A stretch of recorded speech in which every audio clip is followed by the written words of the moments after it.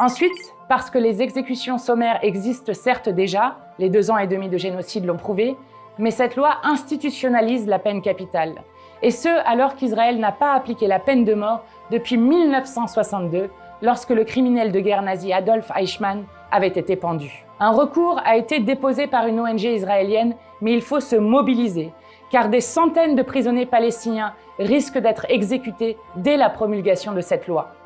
Ce lundi, Ben-Gvir fêtait le vote de la loi au champagne, celui qui disait déjà combattre des animaux humains à Gaza, faire de Gaza un abattoir ou qui annonçait vouloir effacer la bande de Gaza de la surface de la Terre. Alors, signez et faites signer l'initiative citoyenne européenne pour forcer la Commission européenne à suspendre l'accord d'association entre l'Union européenne et Israël et à prendre des sanctions contre Netanyahou. Il faut 1 million de signatures, nous en avons d'ores et déjà plus de 570 000, car comme l'écrit Francesca Albanese dans son dernier rapport, il n'y a aucun espoir que les Palestiniens soient sauvés s'il n'y a pas d'intervention massive pour arrêter Israël. Je compte sur vous.